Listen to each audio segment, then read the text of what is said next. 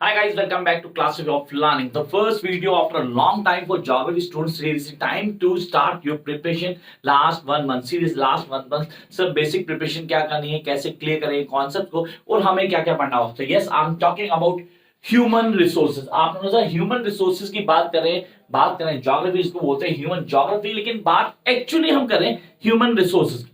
ये पूरा जो बुक है ना आपका, आप बोलते हो बुक को बिगिनिंग से लेके शुरू करना और आखिर तक लेके जाना. सर 10 चैप्टर्स हमारे पास है. We have 10 chapters in 4 units. इन 4 यूनिट्स में आपने चारों चैप्टर्स या चारों यूनिट्स को कैसे ग्रैब करना है इनको क्लियर करते हैं. सबसे पहले यूनिट 1 और यूनिट 10.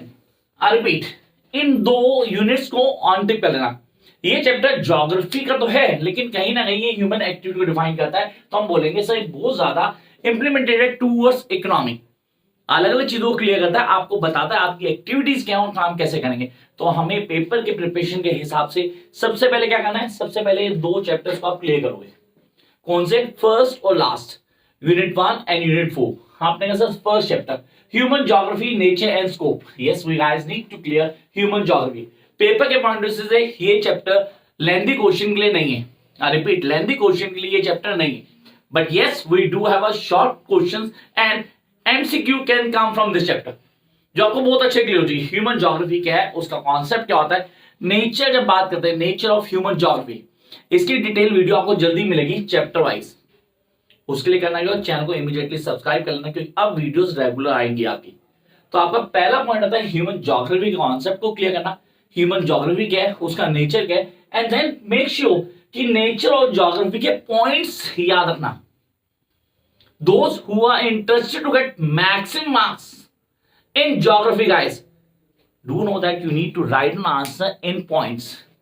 Answer points में होंगे आपके. अगर आपको 100 के आसपास मार्क्स चाहिए, really you want to score 95 plus, तो guys make sure आपके आंसर्स पॉइंट्स में होंगे, pointers. So start writing your answer in points. First up, unit 1 मैंने पहले बोला सबसे इंपॉर्टेंट यूनिट्स में आती है, जो आपको पूरा इंट्रोडक्शन देगी कि इस पेपर में आप लोगों ने क्या क्या पढ़ना है और कौन कौन से कॉन्सेप्ट बिगनिंग से लास्ट तक आपको क्लियर होनी चाहिए. Jump to the last, human settlement. Sir geography की बात की, फिर हमने बात की सेटलमेंट की. Sir I should go step by step from the first या सेकंड थर्ड फोर्थ पे आना चाहिए, लेकिन मैंने सीधा इसकी बात की क्योंकि दोनों यूनिट्स में सिर्फ एक चैप्टर है. Look at the unit 1, look at the unit 4. We have one chapter in this and one chapter in this. तो यस, पहले इनको सेटल आउट करते हैं. सेटलमेंट की बात करती है, इसकी वीडियो मोस्ट प्रॉब्ली आपको विद इन 2 डेज मिलेगी. जिस डिटेल वीडियो को देखना बिल्कुल मत भूलना गाइस. तो यहां बात करेंगे human settlement. I come to at the last of this class. Come up to the second unit, the most important unit. I repeat, the second unit, world population distribution, density and growth. World population. How we are talking about the population growth? Yes, we are talking about population growth. So the cause of population growth and how to stop, how to control this population growth, and what was the impact of this population growth. Nowadays we really have sayings कि ना Indian population, young population और Chinese population, old population. अगर आपने सुना है या नहीं सुना, अगर आपने नहीं पढ़ा तो ये प्लीज अभी गो थ्रू करें.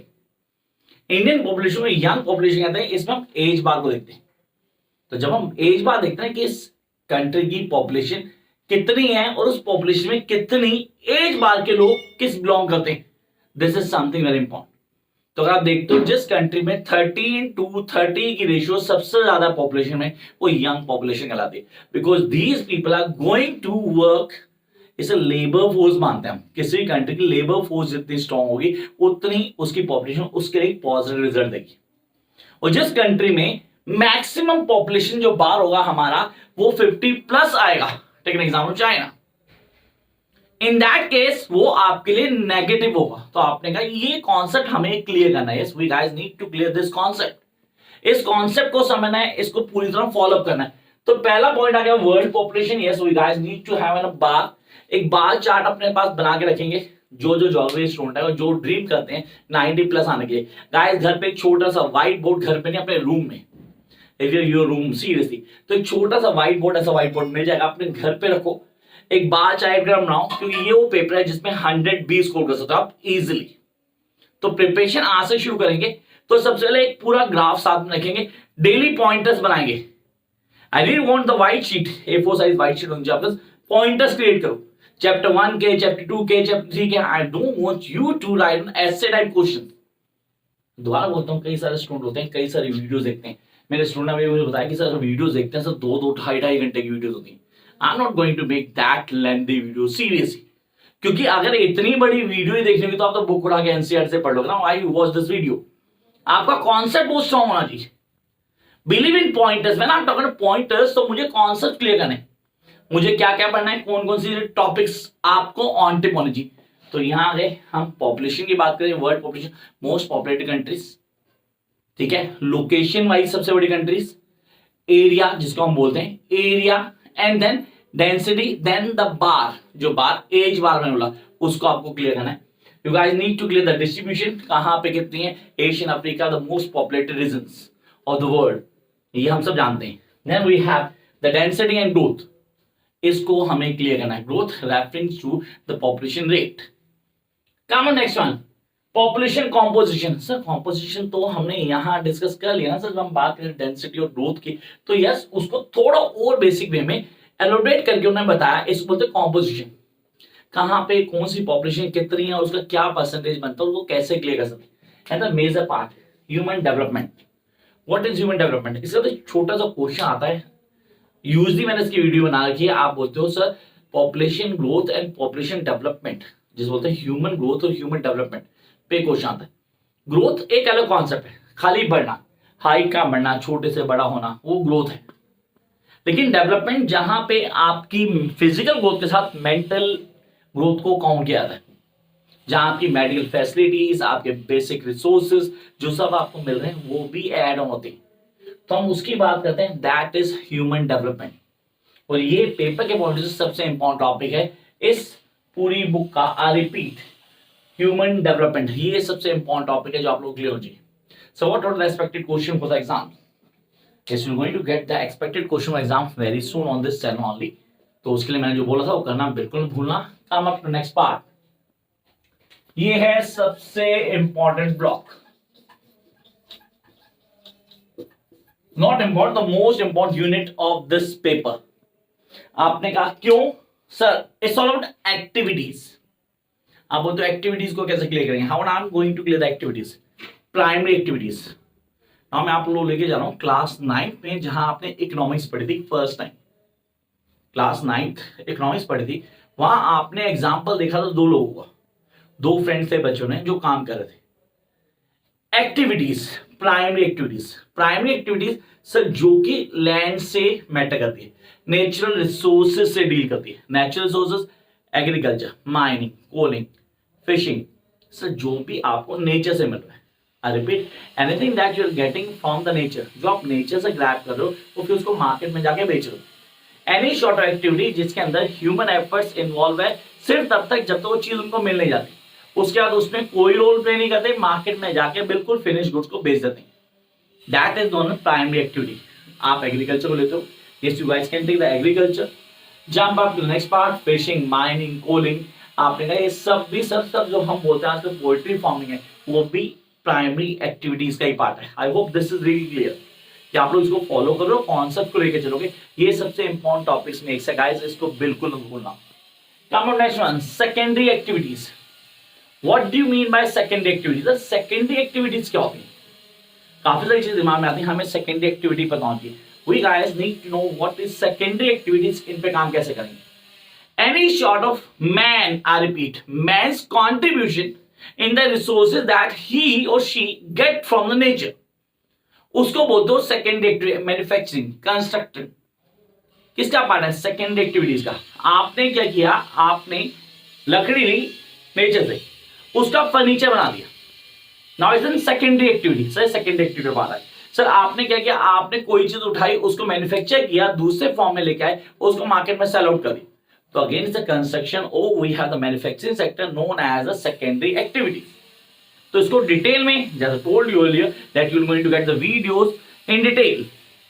कम up next one, territory and क्वेंटरी एक्टिविटीज। सर टेरिटरी हम समझाते हैं सर्विस सेक्टर को बोलते हैं टेरिटरी एक्टिविटीज। सर और क्वेंटरी एक्टिविटीज करती है जहां भी ह्यूमन नॉलेज को यूज किया जाता है, एक ऐसी एक्टिविटी जिसका बेसिक सोर्स जो है वो ह्यूमन नॉलेज है।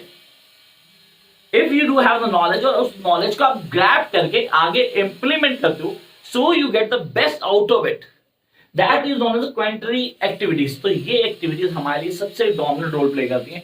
और अगर आप एग्जाम के पॉइंट ऑफ व्यू से पूरी बुक को शुरू करो स्टडी करना, तो ये वो टॉपिक है या ये वो यूनिट है जो आपको सबसे पहले करनी है। Then will come to transport and communication. Sir इसको हम बोलते हैं auxiliary to trade. Honestly economics के वर्ड से बताता हूं, इसको बोलते हैं auxiliary to trade.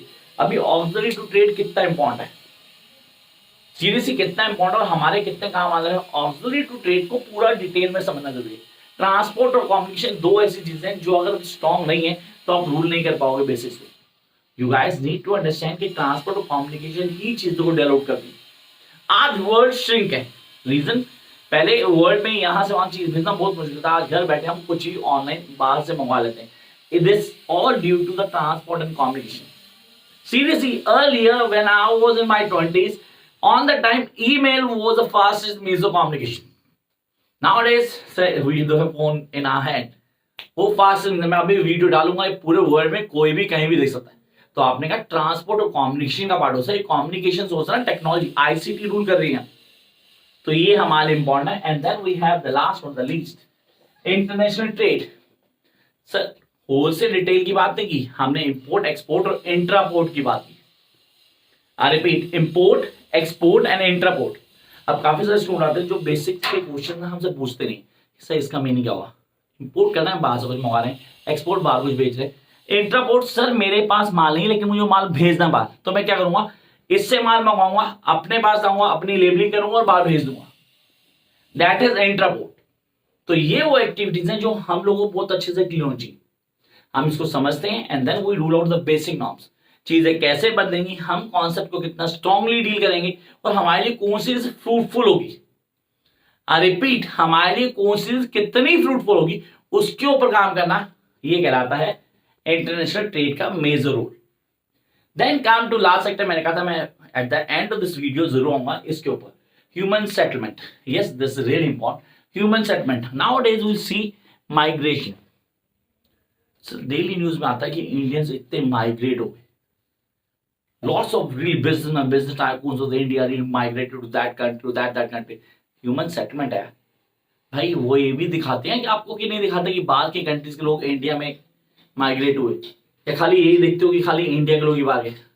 Through out the world ये प्रोसेस चल रहा है, सीरियस ये word through out the world चलता है। जिसको लगता है कि ये कंट्री हमसे बेटर है वहां माइग्रेट होते हैं।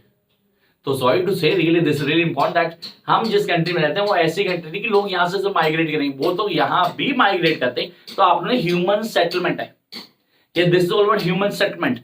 जिन्होंने पहले नोमैड्स लैंड्स को सुना या जिन्होंने बोला कि सर नोमैडिक पीपल का सुना, वो भी तो ह्यूमन सेटलमेंट की बात करते थे। From one place to another for the better survival और better growth of their livelihood, वो चीजों के लिए इधर से उधर माइग्रेट करते थे। तो ये कॉन्सेप्ट हम लोगों के लिए स्ट्रॉन्ग है कि हम कैसे कॉन्सेप्ट को क्लियर करें। तो अब बात आ गई सर नेक्स्ट बुक की, and then we have the detail discussion of each and every chapter. Yes we are going to get all that along with this all other important subject videos you're going to get on this channel। तो करना क्या हो, channel को subscribe करना है, immediately video को like करना और शेयर करना है, so that we can be continue with this session। Catch you very soon with a new video guys।